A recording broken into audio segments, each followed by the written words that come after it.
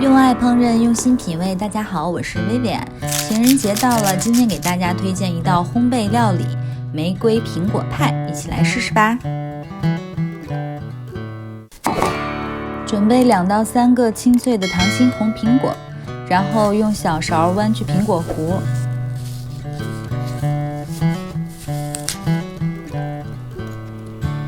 切去2端不可食用的部分。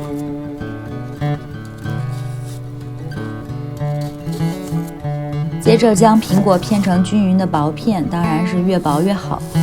为了防止苹果切片氧化变黑，我们来准备橙汁。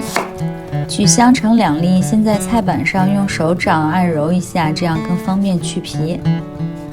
橙子含有丰富的维生素 C， 能够有效的抗氧化。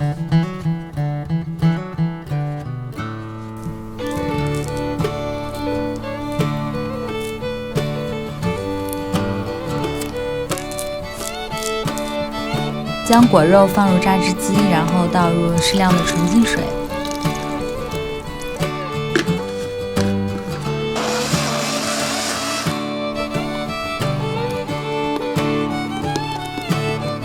接着将切好的苹果片浸泡在橙汁里，然后用微波炉加热3分钟就可以了。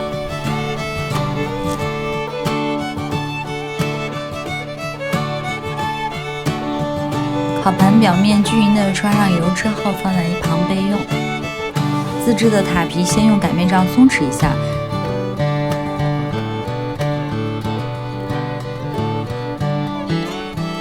然后再片成宽约10厘米左右的切片。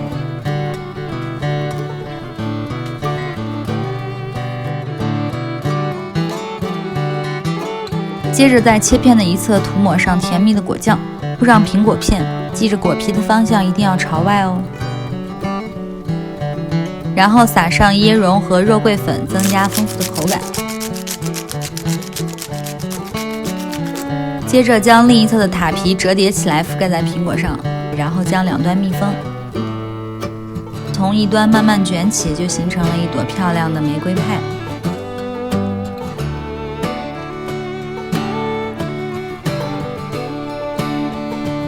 然后将玫瑰派依次摆入到烤盘里，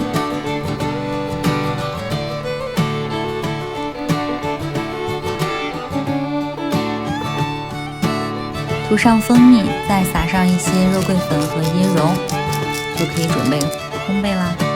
送入烤箱，用200度烘焙10分钟。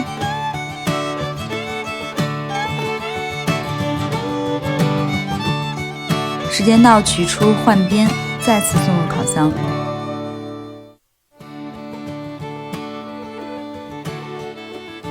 转180度，再烘焙25分钟就可以啦。